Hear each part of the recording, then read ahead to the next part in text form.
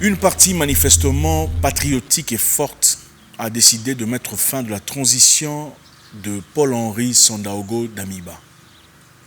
Une jeunesse clairement patriotique, brave, courageuse, s'est finalement décidé de prendre le CR et la destinée du pays, le Burkina Faso, le pays de Papa Thomas Sankara, le pays des hommes intègres, un pays que je chéris personnellement. Cette jeunesse qui clairement s'est levée aujourd'hui dans le but de transformer le pays et d'aller de l'avant, de changer les choses, de renverser la vapeur. À titre de mémoire, Paul-Henri Sandaogo Damiba a renversé Marc-Christian Kaboré du pouvoir le 24 janvier 2022, commençant ainsi sa transition, parce qu'il avait accusé de certaines histoires, disant qu'il était incapable d'assumer les responsabilités au plus haut degré de l'État, et avait promis à ses proches de ne pas faire les mêmes erreurs dont il a accusé son prédécesseur. Mais en 9 mois, nous allons constater ensemble ce qui s'est passé et pourquoi ce qui se passe au Burkina est très important pour l'Afrique aujourd'hui. Et le Burkina a besoin d'aide, beaucoup de soutien d'ailleurs, de cette jeunesse forte et intégrante. Paul-Henri Sandaogo Damiba a fait 3 promesses, 3 objectifs dont il a énuméré clairement. Il a dit, après avoir renversé le président légitimement élu, Roch Marc Christian Kaboré, il a voulu restaurer la protection de la liberté civile et fondamentale sur la totalité du territoire du Burkina. L'objectif numéro 2 était de redorer le blason du Burkina, écorné par le succès des coups de boutoir de terroristes, et en faire un État qui participerait à la rééquilibration et à l'harmonisation, à la paix au Sahel. Et enfin, de restaurer l'ordre constitutionnel et fonctionnement dans l'état de droit et moderne au Burkina Faso. Malheureusement, ces 3 objectifs, dont j'énumère encore une fois, restaurer la protection des libertés civiles fondamentales sur la totalité du territoire du Burkina, redorer le blason du Burkina écorné par les succès de coups de boutoir des terroristes, et en faire un État qui participerait à la rééquilibration de l'harmonisation de la paix au Sahel, et enfin restaurer l'ordre constitutionnel et fonctionnement de l'état de droit moderne au Burkina. Ces 3 objectifs, malheureusement, comme vous le remarquerez, pour lesquels Paul-Henri Sandaogo Damiba a renversé le président légitimement élu, Roch Marc Christian Kaboré, aucun des 3 n'a été rempli. Aucun des 3 objectifs pour lesquels il s'est mis en position de présidence n'a malheureusement été rempli au Burkina Faso. L'armée burkinabé, malheureusement, en 9 mois de travail, n'a pas été capable de repousser ou d'asservir, d'assujettir, de mettre hors d'état de nuire les forces terroristes sur le territoire. La terreur n'a pas changé de camp, malheureusement. Contrairement au Mali, la terreur restait entre les cœurs des Burkinabés civils. La terreur restait dans le camp des militaires burkinabés sur le terrain. L'armée a connu plusieurs fois des difficultés. Et malheureusement, lui-même, le président a reconnu, en tout cas l'ex-président aujourd'hui, a reconnu face à l'armée cette incapacité de renverser la vapeur. Deuxièmement, il prétendait rétablir l'autorité de l'État burkinabé dans un contexte sous-régional et international, extrêmement trouble. Son rayonnement en Afrique de l'Ouest et au monde, échec. Dans l'intégration sous-régionale, échec sur le plan diplomatique international.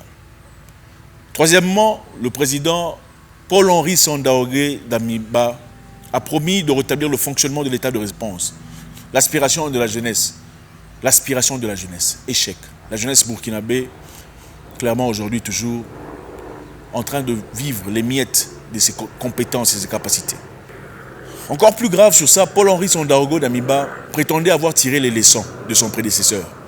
Les leçons de l'échec du président Roch Marc dans ses responsabilités, et avait promis de ne pas faire les mêmes erreurs. Et malheureusement, on a l'impression que la leçon la plus importante que lui devrait tirer en tant que président de la République, il ne l'a pas fait. La leçon que beaucoup d'Africains, en tout cas tout Africain averti, comprend sur le terrorisme dans ce côté du monde. Le terrorisme a commencé au Sahel, c'est après la mort de Kadhafi. C'est après que Kadhafi ait été tué par l'OTAN. On a installé ce système de terroristes après l'assassinat de Kadhafi, notamment par l'OTAN, dirigé par les États-Unis, l'UK, ou la Grande-Bretagne et la France. Kadhafi voulait installer une monnaie continentale qui risquait de détrôner le dollar et valoriser l'Afrique. Et l'OTAN, dans ce cas, ne pouvait donc pas l'autoriser. Et voilà la raison pour laquelle, associés à leurs partenaires obscurs, au Qatar et en Arabie Saoudite, ils ont renversé Kadhafi. À partir de là, aujourd'hui, on vit dans le Sahel un trouble interminable. Le trouble interminable, nous savons tous que l'Al-Qaïda et le groupe islamique qui sème la terreur dans ces régions ont pour base arrière le Qatar et l'Arabie Saoudite. Cet élément ayant été complètement ignoré était un élément difficile à gérer dans ce cas. L'objectif était évidemment de déstabiliser le Sahel. Et la grande question qui restait ici après avoir déstabilisé le Sahel, évidemment, pourquoi déstabiliser le Sahel? Déstabiliser le Sahel pour apporter de l'aide. Bon, on va venir combattre les terroristes chez vous, comme ils sont là. Nous viendrons avec nos forces bien établies, combattre le terrorisme. Mais évidemment, il faudrait signer des papiers qui nous donnent l'autorité de gérer certaines régions et aussi établir notre présence de manière peut-être permanente, sans vraiment le dire ouvertement, et aussi profiter des richesses, le pillage des ressources comme d'habitude, garder les populations africaines dans la pauvreté, la misère, la peine, le besoin essentiel de quitter l'Afrique pour aller ailleurs, qui est, contrairement à ce qu'on penserait, combattu de manière farouche, mais surtout garder une certaine autorité sur le plan mondial, sur les populations africaines et leurs pays et leurs biens. Alors, la question qui restait ici, c'est les pays africains affectés par ces histoires. Comment combattrait-il ce terrorisme nouveau venu après Kadhafi? Combattrait-il le terrorisme en y allant tout seul, c'est-à-dire sans l'aide des néocolonialistes, sans l'aide des maîtres, sans l'assistance de ces personnes qui sont clairement en train de travailler en coalition avec ces prétendus terroristes basés au Qatar et en Arabie Saoudite? Ou travaillerait-il avec ces personnes? Travaillerez-vous avec votre bourreau essayant de vous libérer du mal que vous avez? Ou travaillerez-vous tout seul pour essayer de vous libérer du mal que vous avez? Dans ce cas, on a remarqué deux groupes de pays qui se sont présentés. Certains qui ont clairement accepté cette histoire, sans manifestement le dire. Ce sont les pays qui, aujourd'hui, surtout dans la France-Afrique ou dans l'Afrique de l'Ouest en général, qui ont très rarement ces attaques de terroristes, ou presque pas. Il n'y en a pas. Pourquoi? Parce que ce sont des accords non dits. Parce que si celui qui apporte les terroristes, comme l'a bien dit le Mali en accusant l'autre pays que vous connaissez, sont bien ceux qui apportent les fonds, les armements à ces pays, à ces terroristes, pour venir apporter la misère, la galère, la peine, le meurtre, les tueries dans ces pays. Pourquoi est-ce qu'ils le feraient? Pourquoi est-ce qu'ils enverraient leurs propres terroristes dans les pays qui marchent en accord avec eux? C'est très clair. Regardez par exemple le Ghana, qui s'est accordé à ces Occidentaux. Il n'y a pas de terrorisme au Ghana. Mais au Togo, où Faure Gnassingbé a osé dire quelques histoires qui vont à l'encontre de l'établissement. Vous voyez au Togo, au nord du Togo aujourd'hui, le terrorisme qui se présente. Le Mali qui aujourd'hui a décidé aussi de vivre dans une certaine multipolarité, de choisir librement quel genre de personnes, quel genre d'associés, d'alliés avec lesquels ils veulent travailler. Ils sont aujourd'hui victimes d'une accusation internationale, victimes d'une victimisation moderne, victimes d'une attaque complètement incohérente dans un néocolonialisme flagrant. Alors, cette jeunesse qui vient se présenter aujourd'hui au Burkina Faso, dans le but de changer la vapeur, d'échanger les choses, c'est une jeunesse qui a besoin de notre soutien. Le combat du Burkina Faso aujourd'hui est un combat africain. C'est un combat global, il faudrait le comprendre. Ce n'est pas seulement un combat burkinabé. C'est un combat important qu'il faut prendre sérieux.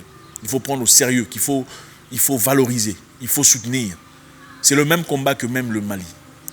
Ceux qui sont venus aujourd'hui, par l'intermédiaire du capitaine Traoré, sont des gens qui ont compris que leurs prédécesseurs ne font pas au fait ce qu'ils sont censés faire. Parce que le combat est très clair. Le terrorisme a commencé après le départ de Kadhafi, après qu'on l'ait bouté, après qu'on l'ait tué de manière humiliante.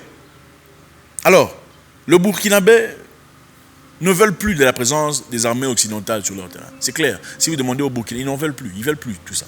Ils ne veulent plus de tout ça. Alors la question reste ici. Pourquoi Roch Kaboré a-t-il échoué dans sa mission?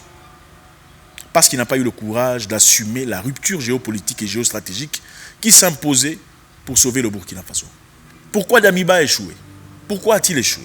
Parce qu'il n'a pas eu le courage d'assumer la rupture géopolitique et géostratégique qui s'imposait pour sauver le Burkina Faso. Mais aujourd'hui, clairement, ce groupe de personnes qui sont là, par l'intermédiaire du capitaine Traoré, sont des gens qui clairement veulent faire les choses différemment. Veulent s'associer, comme ils le disent dans leur discours, à travers leurs associés, s'associer à ceux qui veulent aider le Burkina Faso à bouger vers l'avant, à avancer. C'est un combat dont l'Afrique impliqués.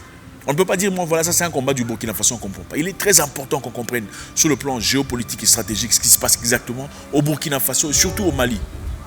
Dans ces pays qui se lèvent aujourd'hui contre le néocolonialisme, dont le but, l'objectif précis est de rester colonisé, paupériser le peuple, garder l'Afrique dans la misère, la souffrance, la douleur, le pillage des ressources. Pendant que ces pays grandissent et évoluent et s'enrichissent, les Africains restent dans la pauvreté éternelle, combattant des terroristes fabriqués de toutes pièces. Merci infiniment les amis, faites-nous savoir ce que vous en pensez. Avez-vous confiance en ces personnes?